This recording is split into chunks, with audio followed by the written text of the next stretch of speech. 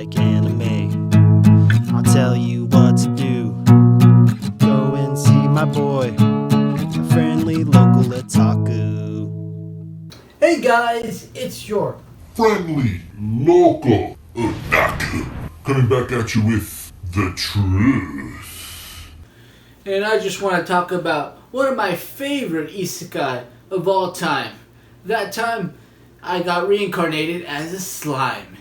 And I've been waiting to make this video for a very, very long time. So without further ado, let's get on with the video.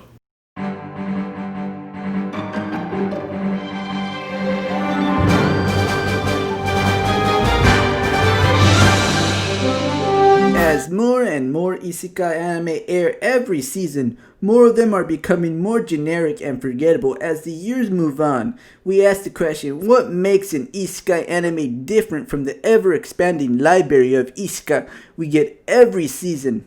Now enter the slime. The anime has its basic tropes, but it does them very well and gets to the meat and bones of what the main story is trying to tell us. It starts with the typical la la la, you know, the I die by some unfortunate accident within the first 5 minutes, and from there he is reborn as a slime, which is, if you know anything about fantasy games, is normally one of the weakest monster types in most fantasy settings. So he meets a dragon shortly after, and they become friends, and off Rimuru is her adventure, and that's where the basics of the story lies. But this anime really sets itself apart from most of its isekai counterparts, from its world building to its characters. And as you can see from my YouTube banner and merchandise, I'm a pretty big fanboy. So that's why I'm making this video. So here are the reasons why you should watch That Time I Got Reincarnated as a Slime.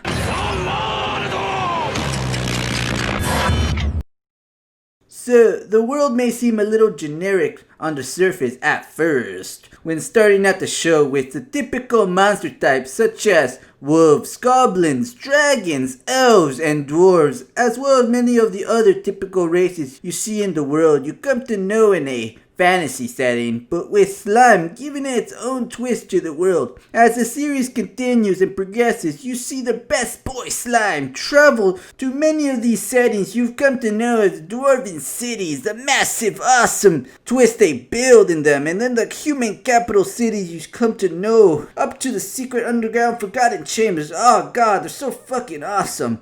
It almost feels like you're in an adventure anime, kind of like what you've seen in my last video in Golden Kamui. When you're watching it, it really does do a good job keeping you engaged in the world. Oh, and another thing, I really enjoy this show and its nation building and how a small village of goblins progress to a city, to a place that humans soon recognize and can't ignore as a nation for monsters, and as best boys, as slime as the ruler.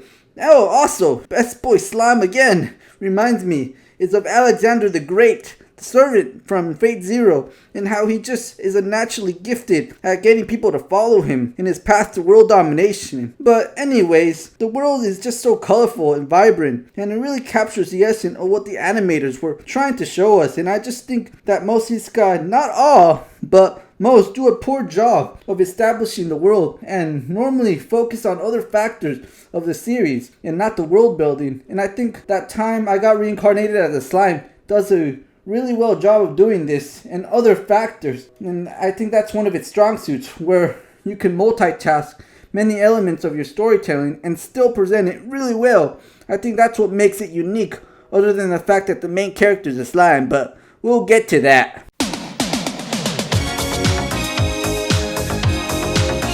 Characters of the show really draw you in, since as the show progresses, the character's physique changes thanks to the power system in the world. But the thing that really sets this show apart from most isekai anime is how the main protagonist interacts and influences the characters around Rimuru, where most are willing to follow Rimuru in his quest for world domination. Monsters have a place in the world, at least from where I am in the series. But some of the characters I really love was the dragon in episode 2 and his tsundere personality type. You don't see that a lot in anime, or really at all. Or in the goblins, they're pretty cool. Also, Ranga, I really like him. Oh look, he looks so kawaii.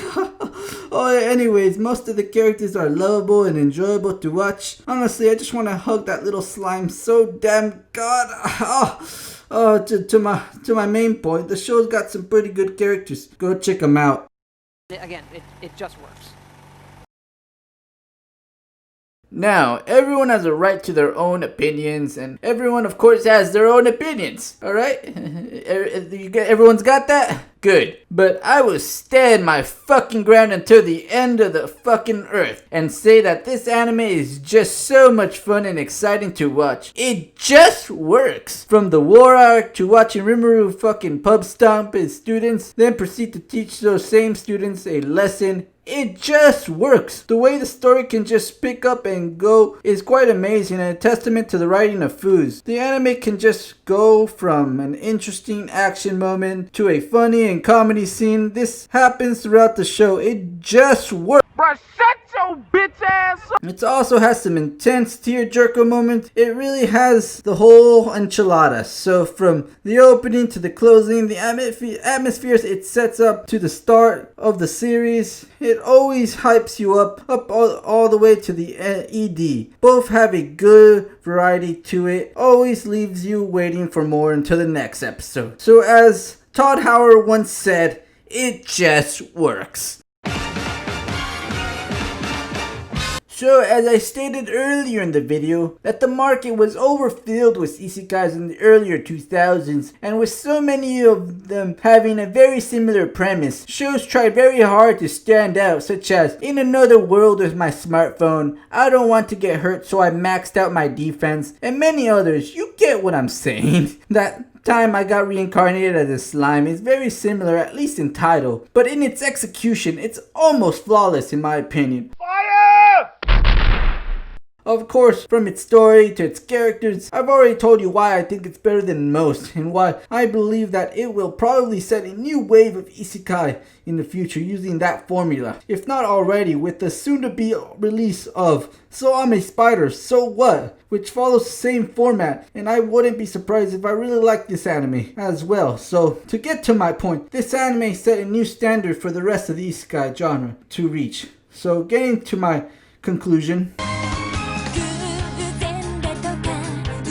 So I just want to say, I love this series, and Rimuru as well. I love the little guy so much, I put him on my banner on my YouTube channel. God, I can't get enough of this guy. So when I saw that I had to wait until early 2021 for the second season, I was devastated. Honestly, this coronavirus is impacting anime as it probably been the worst part of this whole ordeal. But good things come to those that wait, and I can't wait to see my slime. The only bad thing that I can say about the show was the first season felt like it didn't really finish. It didn't leave a satisfying conclusion to that season. So that's really all that I had to say. But I'm really looking forward to the second season. And the first season was really fucking great. Overall, the series is awesome. And honestly, other than a few, fan servicey scenes, it was a fucking awesome series. And honestly, I really fucking recommend it to anyone that's a fan of isekai or is looking to get into the genre.